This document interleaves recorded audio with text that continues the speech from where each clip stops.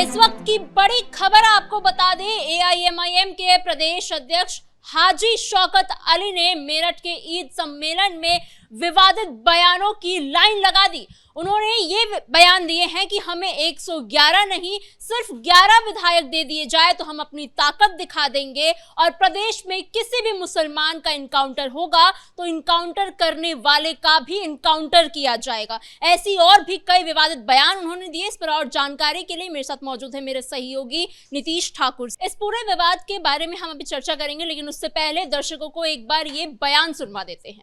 मेरे दोस्तों, मेरे बुजुर्गों, मैं 111 नहीं, आप मुझे 11 जिता करके उत्तर प्रदेश से दे दो। मैं आपसे वादा करके जा रहा हूं, मैं आपसे वादा करके जा रहा हूं कि उत्तर प्रदेश में किसी मुसलमान का अगर इनकाउंटर होगा तो इनकाउंटर करने वाले का भी इनकाउंटर होगा। मैं वादा करके जा रहा हूं आपसे।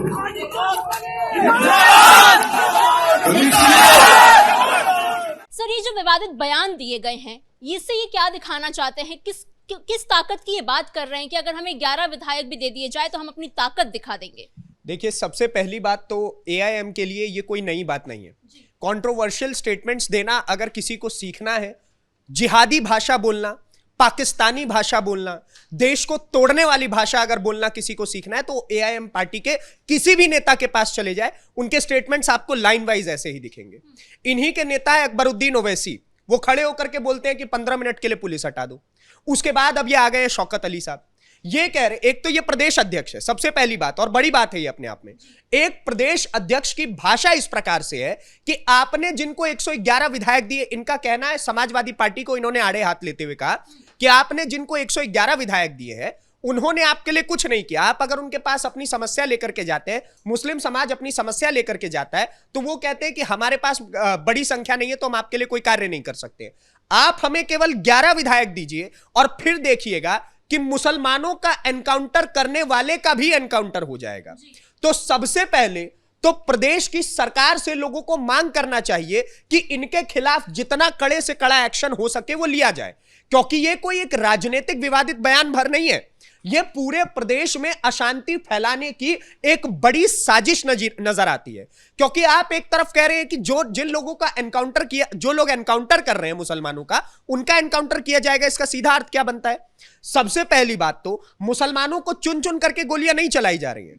अगर मुसलमान गैंगस्टर निकलेगा, अगर मुसलमान पत्थरबाज निकलेगा, अगर मुसलमान आतंकी साजिशों में शामिल होगा, अगर मुसलमान जिहादी निकलेगा तो एनकाउंटर होगा। और वो तो पूरा प्रदेश मांग कर रहा है इस बात की।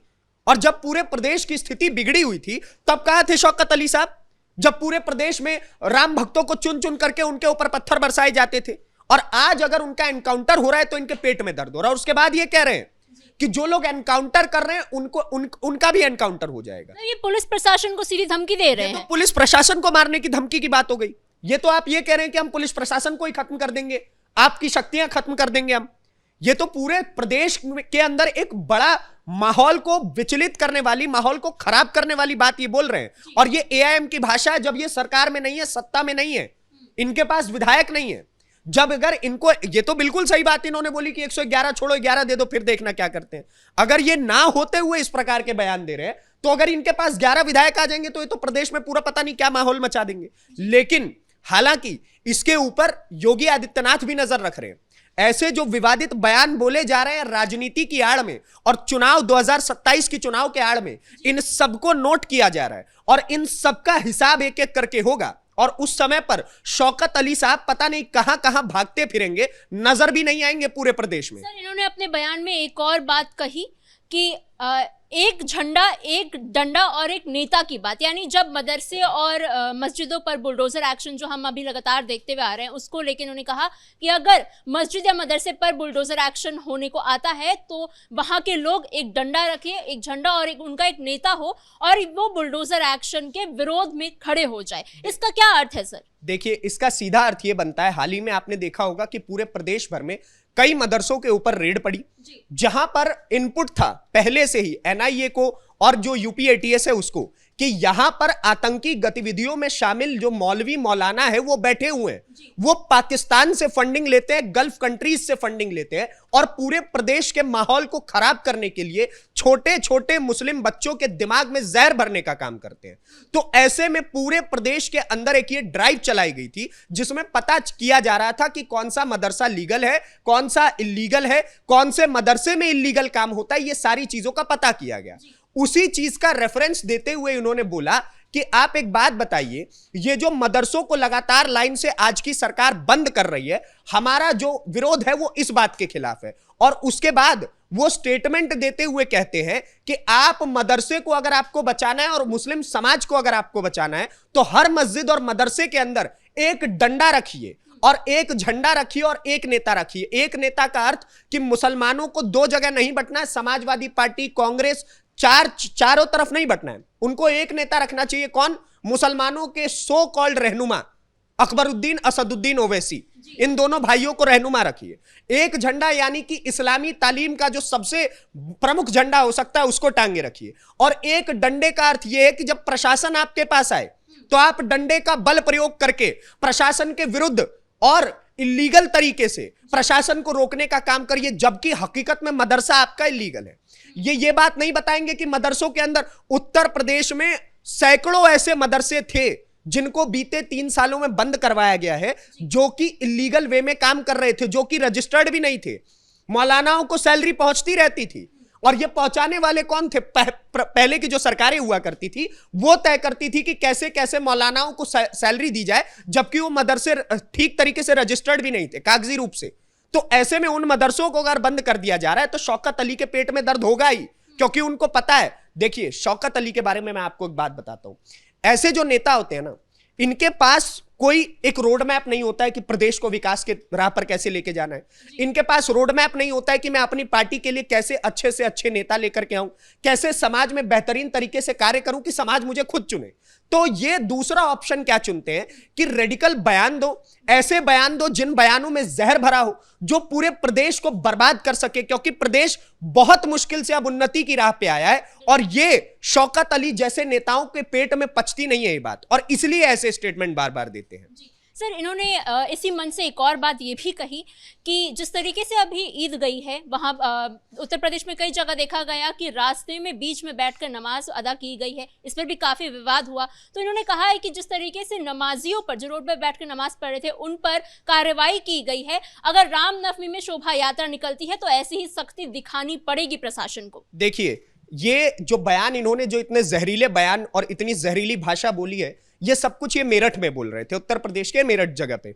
और उसी डिवीजन के जो पुलिस अधिकारी थे उनके तरफ से स्टेटमेंट दिया गया था कि अगर आप सड़कों पर नमाज पढ़ेंगे तो हम इस चीज को कतई बर्दाश्त नहीं करेंगे और जो भी लीगल एक्शन होगा वो सब कुछ लिया जाएगा। तो उसी का रेफरेंस देते हुए शौकत अली जी कहते हैं कि आप एक बात बताइए, आप सड़कों पर नमाज पढ़ने से मुसलमानों को रोक रहे हैं तो आपको यह सख्ती रामनवमी के समय पर भी दिखानी पड़ेगी। तो अब आप एक बात बताइए, शौकत अली साहब से ये बात पूछना जायज है कि रामनवमी के समय पर कौन से ऐसे लोग होते हैं जो पत्थरबाजी आपको करते हुए नजर आएंगे? आपको नहीं नजर आएंगे। कौन से ऐसे लोग होते हैं जो कि खामेनेई के लिए छाती पीट रहे होते हैं भारत के अंदर? ये बातें भी बोली गई थी ना इस ईद के समय में कि आप खामेनेई के लिए छाती मत पीटिएगा, आपके लिए शुभ त्योहार है, उसको आप अपने तरीके से मनाइए, किसी और मुल्क के लिए आप लोगों को छाती पीटने की आवश्यकता नहीं है। लेकिन शौकत अली को समस्या देखिए, इनकी समस्या शुरुआत से राम से, रामनवमी से, हिंदुओं से शुरुआत से रही है।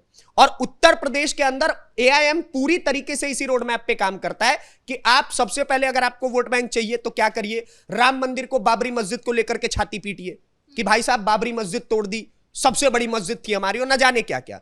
उसके बाद इनके पास दूसरा ऑप्शन क्या बचता है? हिंदुओं के खिलाफ जितना जहर उगल सको। पहले इनके जो पता नहीं बड़े भाई लगेंगे, क्या लगेंगे, अकबरुद्दीन ओवैसी कहते हैं 15 मिनट के लिए पुलिस हटा दो। उसके बाद अब इनके स्टेटमेंट्स इस प्रकार से आ रहे हैं कि डंडा रखिए, ये कर दीजिए, वो कर दीजिए, मदरसे बंद करवाए जा रहे हैं, हमें इस चीज से दुख होता है। और अब ये कह रहे हैं कि हिंदुओं के ऊपर भी सख्ती होनी चाहिए। उत्तर प्रदेश पुलिस को इस बात का बिल्कुल ठीक तरीके से अनुभव है कि कैसे 2-3 हर प्रकार के समुदायों के त्योहारों को मनाया जाना चाहिए, और उत्तर प्रदेश की प्रशासन बीते कई वर्षों से उन त्योहारों को ठीक तरीके से संभालने में अच्छी तरीके से अपना परफॉर्मेंस दिखा चुकी है। तो यह बात शौकत अली को आवश्यकता नहीं है योगी आदित्यनाथ को सिखाने की, क्योंकि प्रशासन अपने कार्य से खुद जवाब दे रहा है। समस्या शौकत अली की इस बात की है कि कैसे भी करके वोट बैंक बढ़ाया जाए। और सबसे मजे की बात, इंडी गठबंधन का पता नहीं है कौन सा नियम है, बिहार के अंदर यही जो है एआईएम, वो जाकर के राज्यसभा चुनावों के लिए गठबंधन कर लेती है, अपने 6 विधायक जाकर के राजद की झोली में रख देती है, और वही एआईएम आकर के उत्तर प्रदेश के अंदर समाजवादी पार्टी को गाली देता है। तो ये पता नहीं इनका कौन सा फैक्टर चल रहा है पूरी इंडी गठबंधन का, कि राज्य दर राज्य इनकी परिभाषा, इनकी गठबंधन की परिभाषा बदलती रहती है, और इसलिए राज्य दर राज्य ये धीरे धीरे करके पतन की राह पर चलते चले गए हैं। जी सर, इन तमाम जानकारियों के लिए धन्यवाद। तो कुल मिलाकर जिस तरीके से हमने देखा कि मेरठ में ईद सम्मेलन के दौरान मंच से एआईएमआईएम के प्रदेश अध्यक्ष ने काफी विवादित बयान दिए। उनका कहना है कि मुसलमानों का जो इनकाउंटर करेगा उसका भी इनकाउंटर किया जाएगा। ऐसे में इसे सीधी धमकी पुलिस प्रशासन के लिए देखी जा रही है। फिलहाल इस ब्रेकिंग में इतना ही। कैमरा पर्सन कुणाल के साथ मैं समीक्षा तिवारी, कैपिटल टीवी, उत्तर प्रदेश।